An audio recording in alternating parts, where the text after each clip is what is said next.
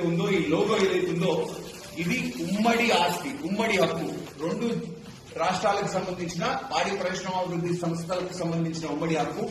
వీటి మీద జిల్లా యూనియన్లకు, స్వయం ప్రతిపత్తి పొందిన జిల్లా యూనియన్లకు ఈ బ్రాండ్ గాని, ఈ పేరు గాని, వాడే అర్హత గాని, హక్కు గాని ఎక్కడ కూడా ఆంధ్రప్రదేశ్ రాష్ట్రం గాని, తెలంగాణ రాష్ట్రం గాని ఇవ్వలేదు.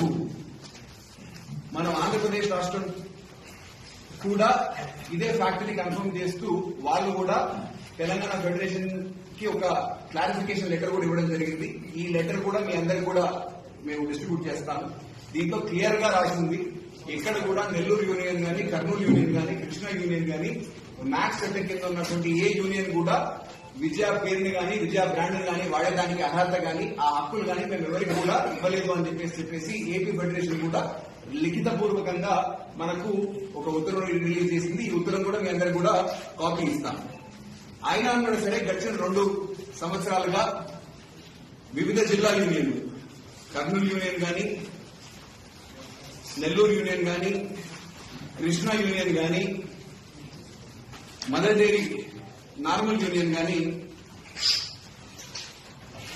తెలంగాణ రాష్ట్రంలో అనేక ప్రైవేట్ డైరీల ద్వారా వాళ్ళు ఇక్కడ కనీసం తయారు చేసిన మన పాడి రైతాంగానికి సంబంధించిన పాలు కొని క్రయ విక్రయాలు జరిపినా, డైరెక్ట్ గా జరిపినా ఒక అర్థం ఉంది. కానీ అట్లాంటివి కూడా ఏది చేయకుండా పూర్తిగా ప్రైవేట్ డైరీల ఆధ్వర్యంలో వీళ్ళ బ్రాండింగ్ ని ఉపయోగించుకుంటూ, అసలు బ్రాండింగ్ కి సంబంధించిన ఉపయోగించుకునే హక్కులే ఏ విధమైన జిల్లా యూనియన్ కి కూడా లేదు. అయినా కూడా సరే పూర్తిగా చట్ట వ్యతిరేకంగా, అక్రమంగా, అనైతికంగా ఇప్పుడు చూడండి, సేమ్ లాఫింగ్ కౌ మేము ఏ విధమైన హక్కులు ఇవ్వకపోయినా లాఫింగ్ కౌ సింబల్ ని వాడుతా ఉన్నారు, విజయ క్రౌన్ లోగోని వాడుతా ఉన్నారు. వెనకాల మీరు ప్యాకెట్ చూసినట్టయితే ఇక్కడ విజయ తెలంగాణ అయితే ఉండదు, ఇది ఉట్టి విజయ అని రాసుకుంటారు. వెనకాల మీరు ప్యాకెట్ ని తిప్పి చూసుకున్నట్టయితే manufactured by Abhaya agro forms, అది ఎవరు ఏంటి అనేది మనకు తెలియదు.